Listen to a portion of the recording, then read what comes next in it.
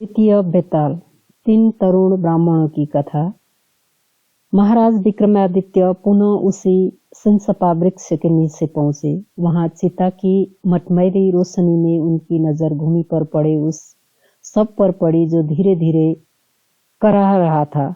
उन्होंने सबको उठाकर कंधे पर डाला और चुपचाप उसे उठाए तेज गति से लौट पड़े।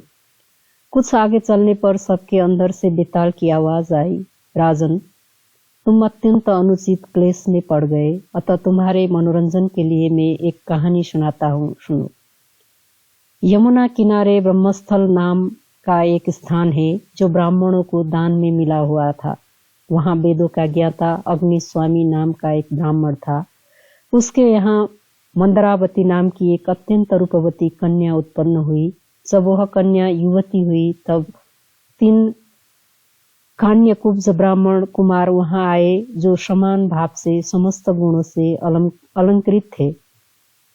उन तीनों ने ही उसके पिता से अपने लिए कन्या की याचना की, किंतु कन्या के पिता ने उनमें से किसी के भी साथ कन्या का विवाह करना स्वीकार नहीं किया, क्योंकि उसे भय हुआ कि ऐसा करने पर वो तीनों आपस में ही लड़ मरेंगे। इस तरह वह कन्या कुंवारी ही रही। वो तीनों ब्राह्मण कुमार भी चकोर का व्रत लेकर उसके मुखमंडल पर टकटकी लगाए रात दिन वहीं रहने लगे। एक बार मंदारवती को अचानक दाह जोर हो गया और उसी अवस्था में उसकी मौत हो गई। उसके मर जाने पर तीनों ब्राह्मण कुमार शोक से बड़े विकल हुए और उसे सजा संवार कर शमशान ले गए, जहां उसका दाह संस्कार किया। उनमें से एक ने वहीं अपनी एक छोटी सी मढ़ैया बना ली और मंदारवती की चिता की भस्म अपने सिरहाने रखकर एवं भीख में प्राप्त अन्न पर निर्वाह करता हुआ वहीं रहने लगा। दूसरा उसकी अस्थियों की भस्म लेकर गंगा तट पर चला गया और तीसरा योगी बनकर देश देशांतरों के भ्रमण के लिए निकल पड़ा।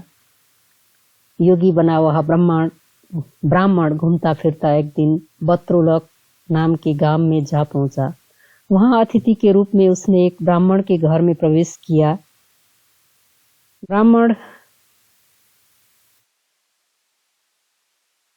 द्वारा सम्मानित होकर जब वह भोजन करने बैठा तो उसी समय एक बालक ने जोर जोर से रोना शुरू कर दिया। बहुत बहलाने समझाने पर भी जब बालक चुप न हुआ तो घर की मालकिन ने क्रुद्ध होकर उसे हाथों में उठा लिया और जलती हुई अग्नि में फेंक दिया। आग में गिरते ही कोमल शरीर वाला वह बालक जलकर राख हो गया। यह देखकर उस योगी को रोमांच हो आया। उसने परोसे हुए भोजन को आगे सरका दिया और उठकर खड़ा होते हुए क्रोधित भाव में बोला, धिक्कार है आप लोगों पर। आप ब्राह्मण नहीं, कोई ब्रह्म राक्षस हैं। अब मैं तुम्हारे घर का भोजन तो क्या, एक अन्न का दाना भी ग्रहण नहीं करूंगा। योगी के ऐसा कहने पर गृहस्वामी बोला, हे योगीराज, आप कुपित न हो।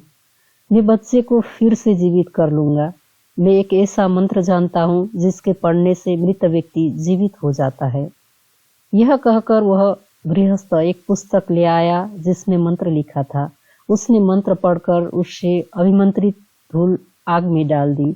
आग में धूल के पड़ते ही वह बालक जीवित होकर ज्यों का त्यों आग से निकल आया।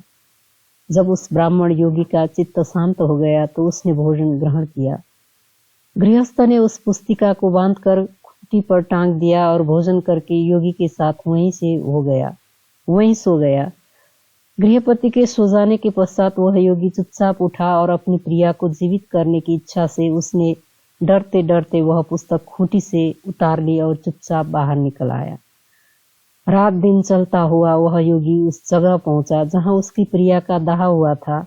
वहां पहुंचते ही उसने दूसरे ब्राह्मण को देखा जो मंदारवती को अस्थियां लेकर गंगा में डालने गया था। तब उस योगी ने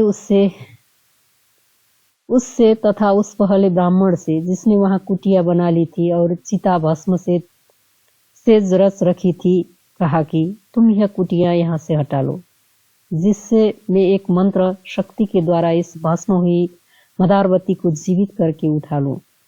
इस प्रकार उन्हें बहुत समझा बुझाकर उसने वह कुटिया उजाड़ डाली। तब वह योगी पुस्तक खोलकर मंत्र पढ़ने लगा।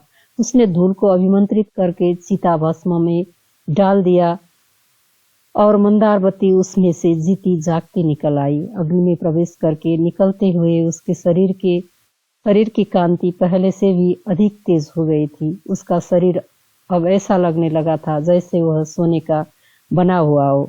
इस प्रकार उसको जीवित देखकर वो तीनों ही काम पीड़ित हो गए और उसको पाने के लिए आपस में लड़ने झगड़ने लगे। जिस योगी ने मंत्र से उसे जीवित किया था वह बोला कि वह स्त्री उसकी है, उसने उसे मंत्र तंत्र से प्राप्त किया है। दूसरे ने कहा कि तीर्थों के प्रभाव से मिली वह उसकी भार्या है। तीसरा बोला कि उसकी भस्म को रखकर अपनी तपस्या से उसने उसे जीवित किया है, अतः उस पर उसका ही अधिकार है। इतनी कहानी सुनकर बेताल ने विक्रमादित्य से कहा, राजन, उनको इस विवाद का निर्णय करके तुम ठीक ठीक बताओ कि वह स्त्री किसकी होनी चाहिए। यदि जानते हुए भी न बतला पाए तो तुम्हारा सिर फटकर अनेक टुकड़ों में बंट जाएगा। बेताल द्वारा कहे हुए शब्दों को सुनकर राजा विक्रमादित्य ने कहा, हे बेताल, जिस योगी ने कष्ट उठाकर भी मंत्र तंत्र से उसे जीवित किया वह तो उसका पिता हुआ।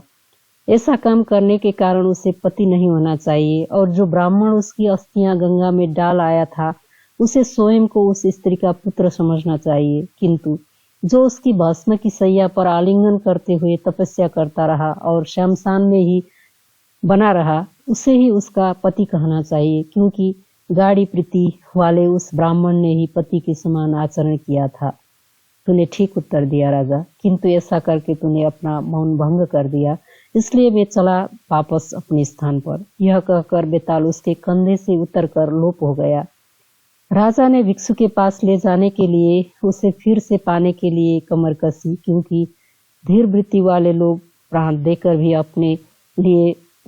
अपने दिए हुए वचन की रक्षा करते हैं। तब राजा फिर से उसी स्थान की ओर लौट पड़ा जहां से वह सबको उतार कर लाया था।